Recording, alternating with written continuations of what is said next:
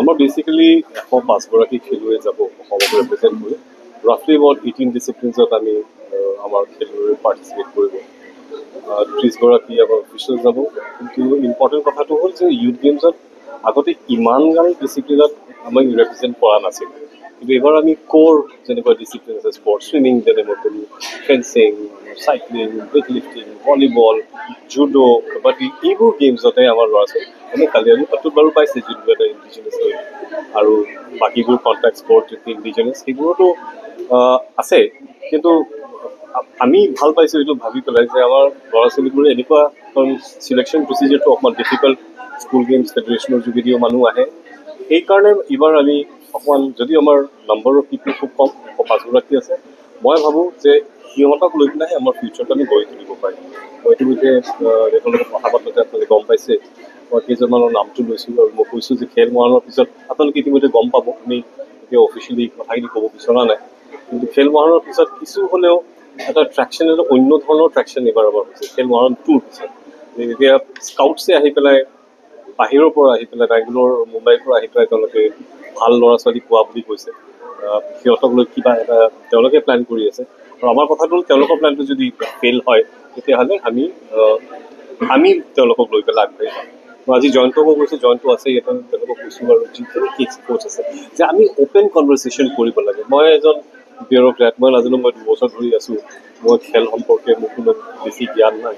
কিন্তু আমি সেই ল'ৰা ছোৱালীবোৰৰ ইণ্ডিভিজুৱেল যোনখিনি ৰিকুৱাৰমেণ্টছ সেইখিনি যদি আমি বুজি নাপাওঁ তেতিয়াহ'লে আমি মানে জেনেৰিক কিবা যে আমাৰ টীমক 10 দিনৰ কোচ কৰি পেলাই আমি কিবা এটা আগবাঢ়িব পাৰিম এইটো মই ভবা নাই মাননীয় চিফ মিনিষ্টাৰে ইতিমধ্যে মোক ডাইৰেকশ্যন দিছে যে আপোনালোকে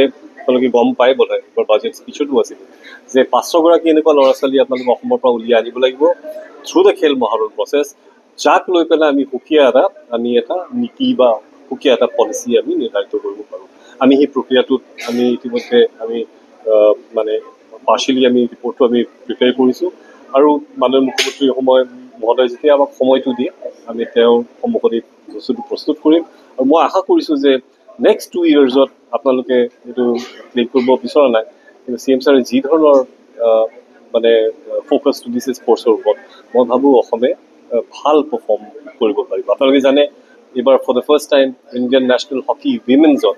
আমাৰ ক'ৰ যোনটো আমাৰ চিলেকশ্যন ট্ৰায়েল তাতে আমাৰ এগৰাকী অসমৰ লেডি আছে আপোনালোকে জানে মৃত্যুঞ্জয় মহন্ত ভলীবলত এইবাৰ ইণ্ডিয়ান নেশ্যনেল চিলেকশ্যন ট্ৰায়েলছত আছে একেদৰে আমাৰ শ্বুটিঙৰ পৰাও 2-4 গৰাকী এনেকুৱা আছে যোনে নেশ্যনেল স্পৰ্টৰ চিলেকশ্যন ট্ৰায়েলত গৈছে আমি খুব উৎফুল্লিত মই ভাবোঁ যে এই ধৰণে যদি ট্ৰেকশ্যনটো আৰু আপোনালোকৰ ছাপৰ্ট বিৰাট পাইছোঁ আমি মিডিয়াৰ এই কথাখিনি যে আপোনালোকে প্ৰচাৰ কৰিব পাৰিছে মই ভাবোঁ 2-1 বছৰত নিশ্চয় আমি ভাল সুনাম কঢ়িয়াই আনিব পৰা আমি এথলিটছ পাম আৰু সেইটোৱে হ'ব আমাৰ আল্টিমেট জাষ্টিফিকেশ্যন আমাৰ ইমান ইনভেষ্টমেণ্টটো অহাকালি তালৈ যাব অহাকালি যাব এইটো এটা ছিষ্টেম এটা আছে তো সেইখিনি আমাৰ এইখিনি কথা CDM বেছি ভালকৈ আপোনালোকে বুজাই দিব পাৰিব তেওঁলোকে প্লান এটা কৰিছে আৰু